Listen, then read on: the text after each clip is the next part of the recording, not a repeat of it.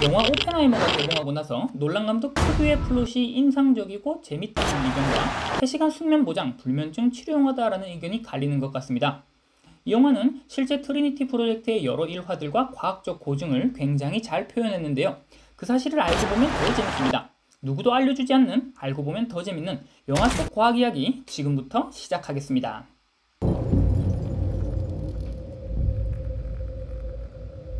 영화를 보면 저 사람 아인슈타인이야 라고 놀란 분들이 많을 겁니다. 역시 놀란 감독 이름 따라가는데요. 아인슈타인이 상대론으로 시공간에 대한 이야기만 했다고 생각할 수 있지만 사실 상대론에서 예측한 질량이 곧 에너지가 될 수 있다는 질량에너지 등가성이 원자폭탄의 핵심적인 원리입니다. 그럼 언제 질량이 에너지로 변환이 되냐? 원자를 살펴봐야 합니다. 원자는 기본적으로 원자핵과 전자로 이루어져 있는데요. 원자핵은 다시 양성자와 중성자로 이루어져 있습니다. 이는 원자기호의 질량수와 원자번호를 통해 나타내고 있죠. 이러한 원자핵의 중성자를 쏘아주면 우라늄과 같은 무거운 원자들은 핵분열을 일으켜 쪼개지게 됩니다. 다양한 케이스로 쪼개지지만 일반적으로는 질량이 비슷한 두 물질로 쪼개지는 경우가 많습니다. 재밌는 건 분열 후의 질량이 분열 전의 질량보다 줄어들게 된다는 건데요. 질량 보존의 법칙이 깨지는 순간인 거죠. 그렇다면 사라진 질량은 어디로 갔나? 바로 아인슈타인이 이야기하는 E는 mc제곱만큼의 에너지로 변환이 된 겁니다. 작은 질량이어도 빛의 속도를 제곱을 곱해주니 1, 10, 100, 1000만, 10경을 곱해줄 정도로 어마어마한 에너지가 나오죠. 이것이 바로 원자폭탄이 차원이 다른 이유입니다.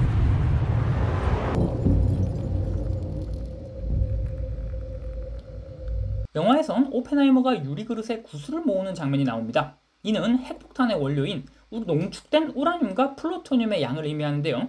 핵폭발을 위해선 농축 과정이 필수적입니다. 앞서 핵분열은 중성자 하나가 원자핵에 부딪혀 조각나는 과정이라고 했습니다. 이 과정에서 또 다른 중성자들이 튀어나오게 되는데요. 이 중성자들이 다시 주변의 원자핵을 분열시킵니다. 이것이 바로 연쇄 반응이죠. 중성자 하나의 트리거가 걷잡을 수 없는 반응을 일으키며 막대한 에너지를 방출하는 겁니다. 하지만 이런 연쇄 반응은 사실 굉장히 만들기가 어렵습니다. 실제 핵분열에서 나오는 중성자는 매우 빠른 속도를 가지고 있어 원자핵에 잡히지 않고 그냥 지나쳐버리는 경우가 많죠. 그럼 이 연쇄 반응을 높이기 위해선 어떻게 하나? 우라늄, 플루토늄의 양과 밀도를 높이는 거죠. 농축된 핵연료가 임계 질량 이상으로 있어야만 연쇄 반응이 일어나 핵폭탄이 될 수 있는 겁니다. 5% 이상 농축하면 원자력 발전소의 원료가 되고요. 20% 이상 농축하면 핵잠수함의 동력원이 됩니다. 90% 이상 농축해야 비로소 핵폭탄의 원료가 되는 거죠.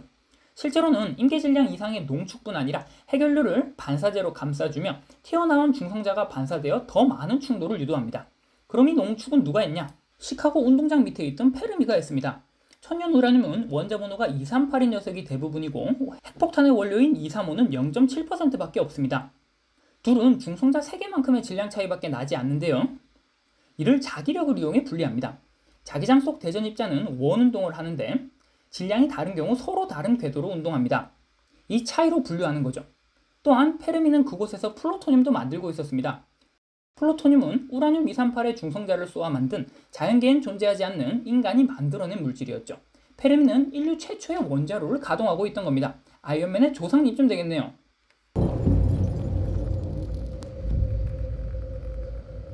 방아쇠를 당겨야 총알이 나가듯 핵폭탄도 원하는 시기에 터뜨릴 수 있는 방아쇠가 필요한데요. 그건 바로 핵분열의 첫 단추인 중성자입니다. 이는 폴로늄과 베릴륨을 금속박으로 분리해 두었다가 필요시에 합치는 방식으로 중성자를 만드는데요. 이를 이니시에이터라고 불러줍니다. 그럼 어떻게 합치냐? 첫 번째로는 포신형 방식입니다. 우라늄을 임계질량 이하의 두 덩이로 분리했다가 합쳐주는 방식이죠. 하지만 이 방식은 핵분열이 일어나는 과정에서 연료가 온전히 소비되지 않고 흩어지는 단점이 있습니다. 히로시마에 사용한 폭탄도 50kg의 우라늄 중 실제 폭발된 건 1kg밖에 없었죠. 이를 보완한 것이 내폭형 방식인데요. 영화에서 나오는 바로 그 폭탄이죠. 이런 내폭형 폭탄은 구형 표면에 배치된 폭약을 동시에 터뜨려 그 폭압이 핵연료를 구면으로 감싸 연료가 도망가지 않고 온전히 핵분열이 되게 하는데요. 폭압을 한 점에 모은다는 의미에서 폭발렌즈라고도 불립니다. 실제 영화에서 나온 모습처럼 32개의 조각으로 이를 표현했죠. 이 폭약들은 동시에 폭발하는 것이 중요했는데요. 이를 위한 여러 실험 장면들도 나옵니다. 또한 점화 시엔 순간적인 고전압 펄스를 흘려주는 것이 중요해 점화 전 전류미터가 떨어지지 않는지 잘 보라는 대사도 나오죠.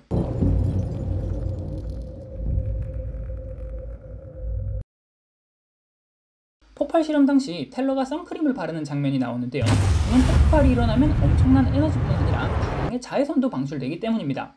하지만 파인만은 차 안에서 선글라스조차 필요 없다고 했는데요. 자동차 유리가 분자 구조상 자외선을 차단해준다는 걸 알았기 때문이죠. 아마도 파인만이 처음이자 마지막으로 핵폭탄을 맨눈으로 본 사람일 겁니다. 영화에서 핵폭발 실험 장면을 보면 번뜩하는 성광 이후에 소리와 충격파가 몰려옵니다. 이 장면에서 많은 분들이 주무시다 깼다고 하던데요. 영화의 극적인 효과도 있지만 실제로 빛의 속도가 소리보다 빠르기에 5.6마일 떨어진 남부 관측소의 오펜하이머는 실제로는 26초 뒤에야 그 소리를 들었을 겁니다. 마치 번개가 먼저 치고 천둥 소리가 들리는 것과 같죠.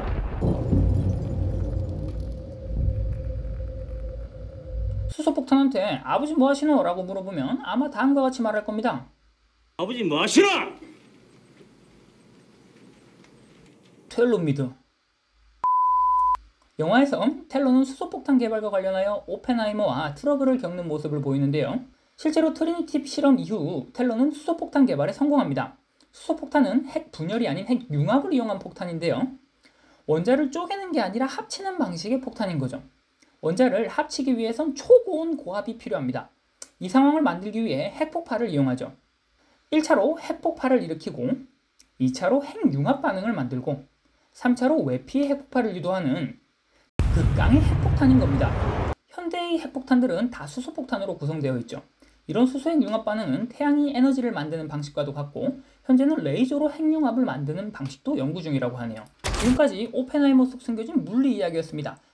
그럼 물리가 말랑해진 그날까지